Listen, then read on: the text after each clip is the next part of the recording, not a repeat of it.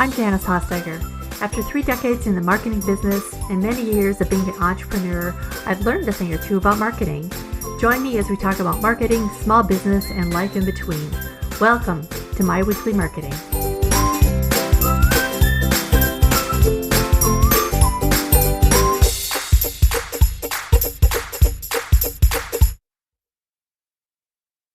You might not know my guest today by name, but you may have heard her voice. Jodi Krangle is a voice actor who's done commercials for Dell, Bose, Subway, Lindt Chocolate, 3M, Kraft, HGTV, and many more. But it's not just speaking the words that are important. It's matching their brand with her voice. Not just her literal voice, but the type of persona she creates to match the company's brand. And that can be a challenge. So on today's episode, not only will you learn about the fascinating world of voice acting, but also what you should do to create a literal voice for your own brand, and the steps you should take if you want to use a voice actor on your videos or commercials. Here's my talk with Jodi. Hey, Jodi, thank you so much for being on my show today. I appreciate it. Thanks for having me. I appreciate it, Janice. So in the intro, I talk a little bit about how you are a voice actor, but you also talk a lot about brand voice. So before we go any further, I think it's important that we kind of define the difference between the two. A brand voice isn't necessarily the voice that somebody would have on a commercial, although it might be, right? How would you define a brand voice? Well, brand voice is kind of an umbrella. It's what I talk about really is audio branding. So the idea behind that is that it's a larger umbrella. So brand voice is kind of the idea that your brand has a certain way that it presents itself to the world. And that is kind of part and parcel of brand voice. So brand voice does encompass the voice of your voice actor, whoever is on your campaigns. It also talks about the type of music that you use, the type of fonts that you use, the colors that you use, all of the ways that you present yourself in the world. And you know, what I like to talk about as far as audio branding is concerned is where sound fits into that. Because a lot of people will think about their colors and their fonts and you know, the way that they make their videos and all of that. And that's all great. But if you're only thinking about the sight part of this, you're missing out on the real emotional connection, which comes from the audio. Right. Or even the written communication, right? So, yes, that is exactly brand voice, more of that as well. How do you sound when people are reading your words? Yeah. So I kind of feel like a well-defined brand voice helps create sort of this consistent, recognizable, maybe relatable identity that you have that's part of your larger brand. So, and I think that's important because it builds some trust, right? Loyalty. People like what's familiar to them, so they'll recognize something. Sort of like when you walk into a store, or a mall, maybe, and see a Disney script. You say, "Oh, that's Disney. I recognize it right away." And with a voice, with the audio voice or music or anything like that, it can certainly fall into that same category. Is that what you'd agree with that? Okay. Yeah, I definitely would. Yeah. If people experience your brand and they know exactly who it is before you even say your name, then you have your brand voice figured out. Oh, I love that definition. Very, very thorough. So before we jump way into this, I want to hear your story. Like, how did you end up doing this? How did you get to this point?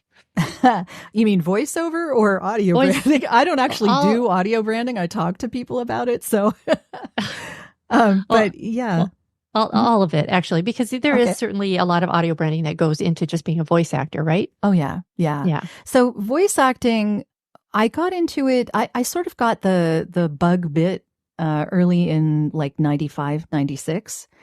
And I volunteered my time at the CNIB, which is the Canadian National Institute for the Blind. So I was doing that, sort of reading articles onto like magazine articles onto reel-to-reel tape at the time. And I was actually running the equipment as much as I was doing the voicing, and I loved it both. So I was I was hooked really from that point on. But I was making a living doing internet marketing and SEO. So I've kind of always had both a creative and a logical side, like sort of right and left brained. And I loved computers from the minute that I got one. I was first introduced to a computer in '86. And I was on the internet in '95. So like early adopter, loved it all, ended up doing internet marketing and SEO until about 2007. And 2007 was right around when Google became it, when there really, all the other search engines had dropped away and really Google was the only one remaining from all of that time. And I got bored. I got so bored, Janice. It was bad. I hate to be bored. I hate it. So I went and decided, okay, I'm out on my own already. So now it's time to switch the focus. That's really all it was. No safety net, no nothing. Just start doing voiceover now. So I went online. And back in 2007, they didn't really have social media to speak of. So I went onto a message board. And the message board I went on to was done by another voice talent. Her name was Julie Williams, and she had a message board that she was running at the time. And everyone that I knew was on that message board. There were a whole bunch of people there that I met while I was doing my initial figuring out how this all worked. And I made the usual mistake of going to what they call a demo mill, which is a place who will basically just take your credit card and make you a demo without you really knowing what the hell you're doing. Oh, man. Saying that they could get you a good demo to start selling your services, right, as a voice talent. And I got it done. I got both a commercial and a narration demo done. They were awful, as you would expect. And I put them all over this message board, and I was like, okay. I was expecting, everyone to, oh yeah, congratulate me, pat me on the back kind of deal. I had no idea. I really didn't have any idea. And it was completely, it was awful. The reception was not what I had hoped it would be. And after I got over being a little butthurt, because we all have our moments, I went and asked the person who was the loudest in his criticism of the demo what I should do now. Like, what do I do? I've spent all my money on this demo and now I can't use it because it's clearly awful. So what do I do now? And I'm a singer, so I come at this from a music background, not an acting background. And what I needed to know was that voice acting is acting. So as a musician, I was used to being on stage and performing, and you have a persona when you're singing a song. You are relaying it from a deepness that connects with that song in a way that you can convey to the people listening. But it's like acting light, I'd almost say. It's acting, but it's not like it's putting on a persona, but it's not really understanding technical, aspects of how you are relating to what you're singing. You're just feeling it. You're feeling it in the moment. And acting is a little more conscious. So that's kind of how I relate it. I know that there are a lot of people who get into voice acting from music, and you do have the basics pretty much. I think it's a good place to come from because you understand the notes and the beats of a script. But it has to be a little more of a conscious acting push. You need to know why you're saying what you are in a way that is, yes, instinctual, but there's also like I said, a conscious method to it. And in my aspect of acting in commercials, the aspect of that comes in that actually displays acting is that I am in a booth with headphones on or not, depending on whether I'm being directed or not.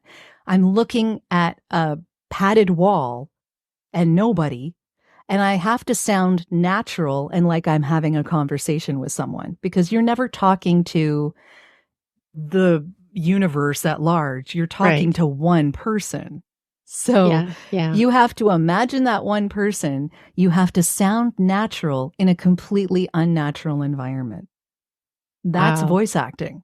And that's why it's acting, Mm-hmm. right? So Mm-hmm. it could be for, like, I do it for commercials and corporate narrations and that kind of thing. That's my area of expertise. But a lot of people do it for video games and animation and audiobooks and all of this stuff.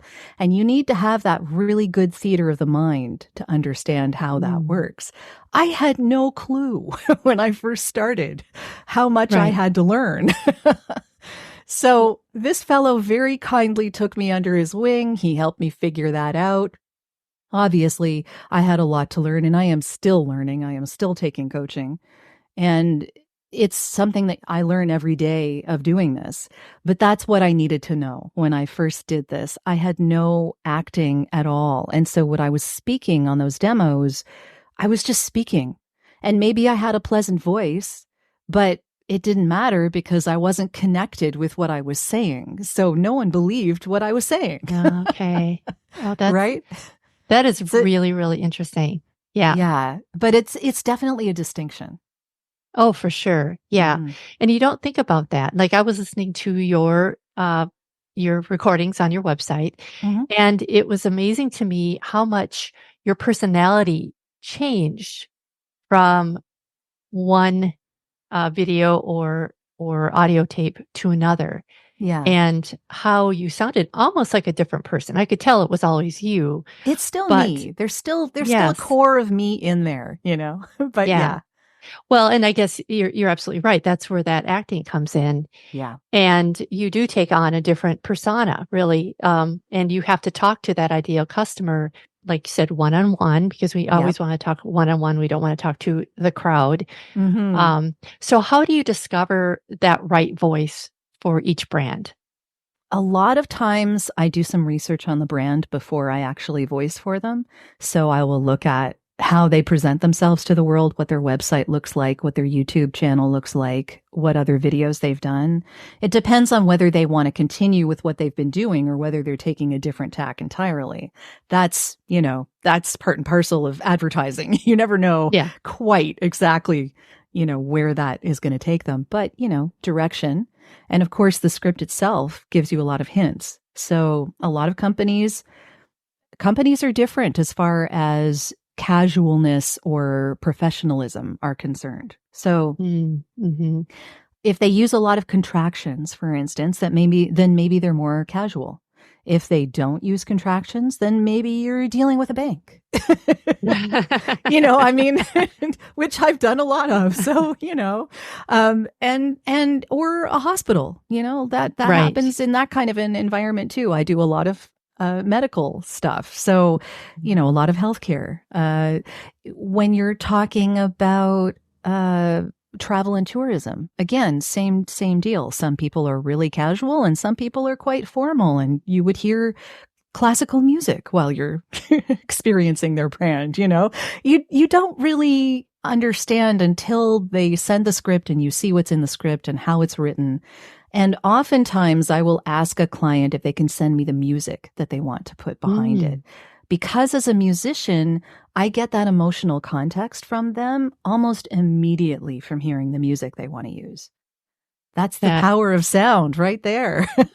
That makes a lot of sense, doesn't it? Yeah. Yeah. So they don't necessarily come to you and say, all right, here's our branding guide, or do you get that too sometimes? No. In fact, I never get that. Almost never. Yeah. Yeah. I have to do research on my own, mostly because a lot of times the bigger companies will come for an audition. They won't just decide they want to use you out of the blue. So gotcha. I usually will get those kinds of auditions from my agents, and my agents may provide some of that, or the client may give a link to a previous video that they liked or something like that. So you can sort of get an idea of tone and what they're after, what they're trying to get from this new advertising campaign. But mostly they won't tell you the music. Mostly they won't give you the brand guidelines of any kind. You just kind of have to guess. And often I'll approach these by just saying, look, I'm me. This is my voice type. This is how I sound. And this is how I would sound on your brand. So either you like that or you don't. Mm-hmm. A lot of it is quite subjective. And, I may sound like someone's awful mother-in-law. And who knows? They would never hire me in that case, right? Or they like their mother-in-law. And, it's all very subjective. So you never really know what's going on in their mind. Like, what did they hear when they wrote this script? What kind of voice did they hear? Yeah. And yes. Yeah. Oftentimes I will find also that my voice type is very smooth and like smooth, warm, maybe with a little gravitas. But that's me. That's just how I talk. And to some that might sound like our discussion may sound very commercially to someone right now, but that's how I talk, Right. So they either like it or they don't. Interesting. I know we were talking prior to our recording here today about consistency in brand voice. Yes. So, and you were saying that some of them, some clients were very consistent. Like I think you mentioned insurance companies, and some were not. Some kind of pulled from different voice actors for everything they did. Mm-hmm. So, how is it that you are able? Do you know that up front? Is that something that somebody will say to you, like, or how do you figure that out? Like, I guess I'm getting at is how do you as an actor go and start working with a company, especially if you don't necessarily know their whole branding guideline? I know you said you do research, but yeah, and it's a really lot all of their about stuff. Yeah, a lot of their stuff is out there already, so you can do enough research to sort of figure it out. But I find that the larger companies are really bad for actual loyalty to a voice actor. It doesn't happen. Sometimes the car companies are really good with this. They'll go with someone for a really long time. Great. Fantastic. But that consistency is really rare, especially these days. Like, I don't know about how many Verbo commercials you've heard. They have a voice type, but they do not have a voice loyalty. Okay. So they have a voice type in that it's really raw and real and, someone almost tossing it away. Like it's almost flat. And very real and raw. And I get it. That's the way that they want to be. This is, your vacation. So they don't want someone to put on anything. They just want someone who's in the middle of it right now. And I get that. I totally do. But they are hiring a different voice actor for every commercial that they do. So there's no loyalty to any one voice actor. It's a type. Yeah. But yeah.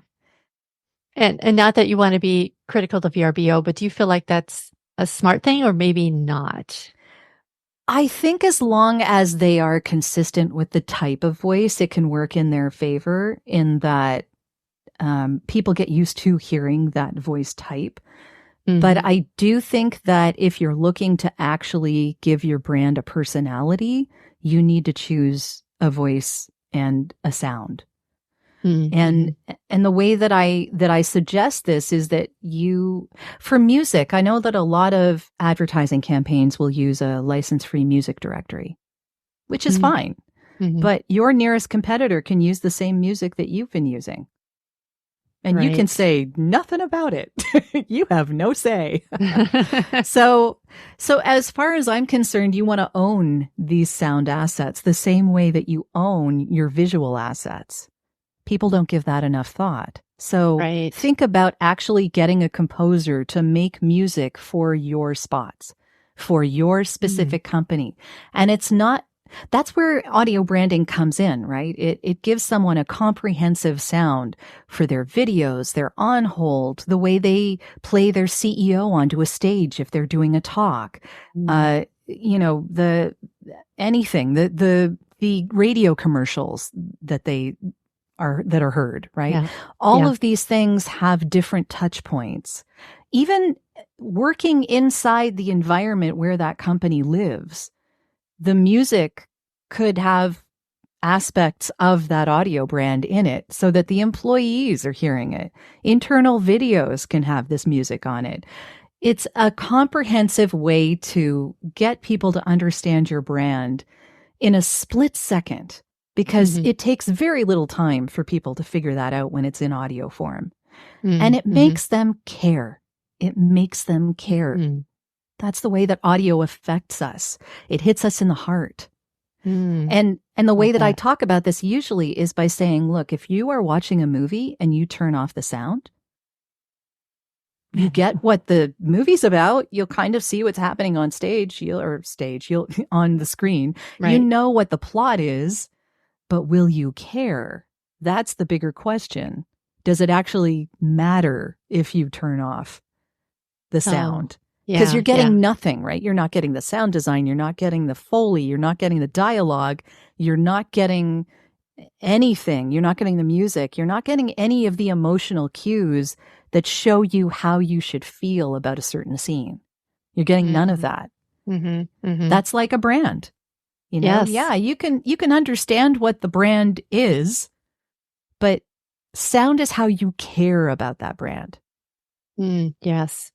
Love that. I love that analogy about, because you're right. If you're watching a movie and you do turn off, and even if you're reading the subtitles, you're not going to get a big part of the way that they're communicating, which is your sound, their voice, the background music, and so on. So I love that analogy. So the idea behind this is that you want to own your assets. So that's the point of, yes, you can go with a license-free music directory, but really what you want to do is own all those assets, because then no one else can use that. It's yours. That means that you've actually done a comprehensive study. You've worked this out, how you want people to experience your brand, how you want them to feel about who you are, and you own those assets, and then you have to use them. Yes. So it's not only about owning them, but using them consistently and frequently, because that's how you build an audio brand. Right. Do you get contracts that ask for exclusivity in a certain area? Oh, yeah. As a voice actor, definitely. Yes, I do. Okay. Yeah. That would make sense then. So if you're a smaller business, or let's say you're not so small, you're branching out, you need to do some videos, or you maybe want to do some commercials. What steps should someone take when developing their brand voice? Ooh, good question, because there is a lot involved, and I'm sure you're aware of that too. I was just going to say, even past the typical branding, because I'll work with clients and we'll talk about their brand, but the voice is something we really don't even, honestly, it's not even on my radar most of the time, but the brand itself is. So that, like you said, holds a lot of clues. But so I don't mean to interrupt you, but go ahead. No, that's fine. I wanted to know. When it comes to a voice, usually someone will approach me with with a script. They'll have the script already. They may also have the music that they are planning to use. They might even already have the video done. So it really depends on how far along they are and when they've contacted me, depending on how far along they are. So I would say that always it's a good idea to talk to the voice or figure out the music before you do the video, because often the voice pacing might change the pacing of the video just a tiny bit. And it's nice to have that ability to move things around rather than be locked into picture.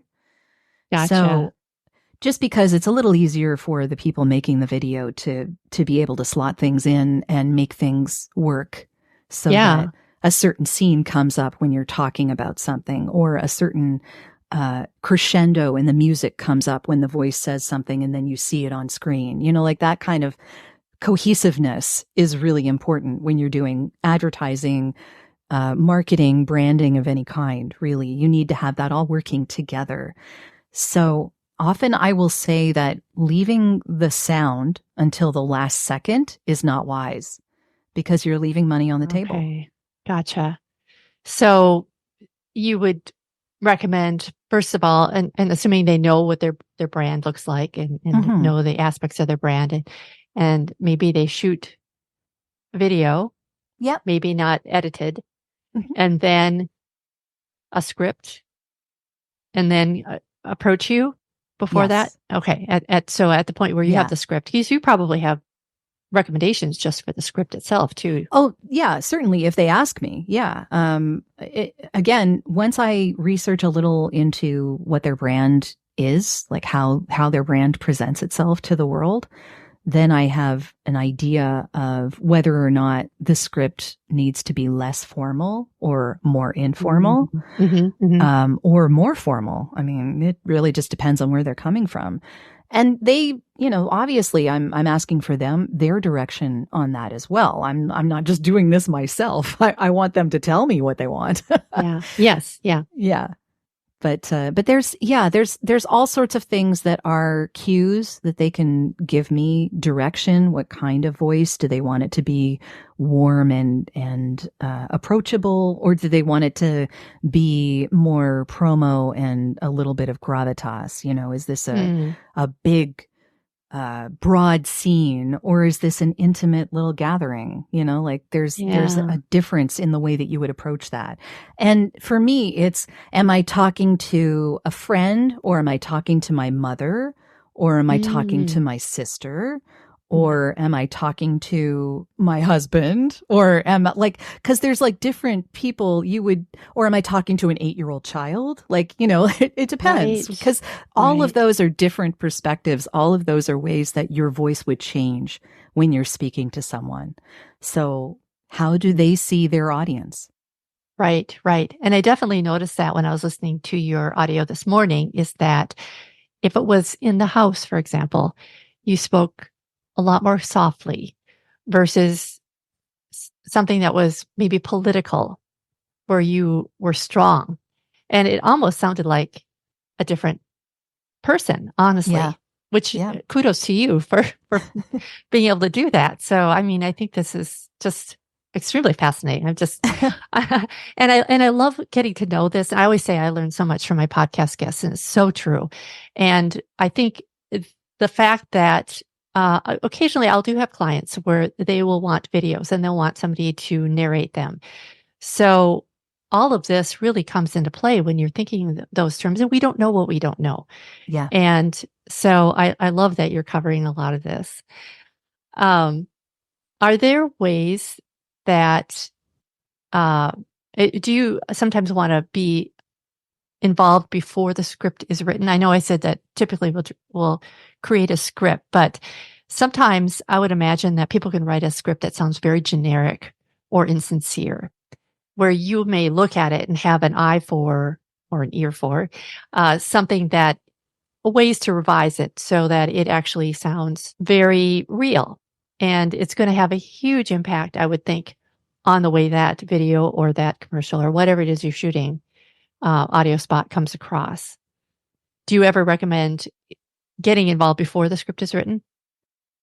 I would recommend hiring a professional copywriter, definitely. Okay. I think that is important, because the writing is important. And ChatGPT may give you the basics, but it's not something you should rely on to do your advertising. Amen. Yes. So I would always recommend hiring a human to do that final bit with your script. Not necessarily me.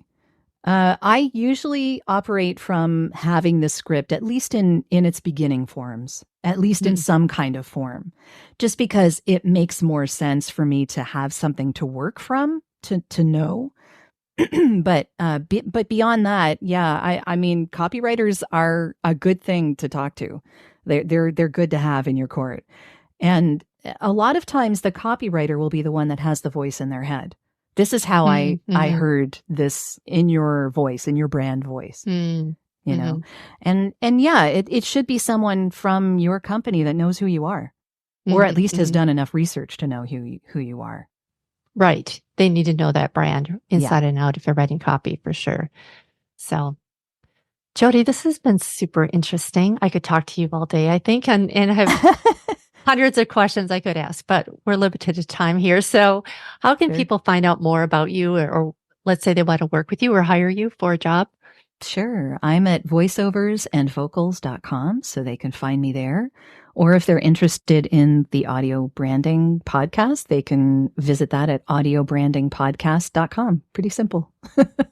Love it. Thank you so much for being here today. I appreciate it. Thanks for having me, Janice. This was a lot of fun. I don't know about you, but I learned a ton today. And I'll never listen to a commercial or video with a voiceover the same way again. For more information about Jodi or anything we talked about on the episode today, visit myweeklymarketing.com/69. That's episode 69. Thank you so much for joining me today. If you feel moved, please leave a review on Apple Podcasts or share this episode with somebody who will find it valuable. See you next time. Bye for now.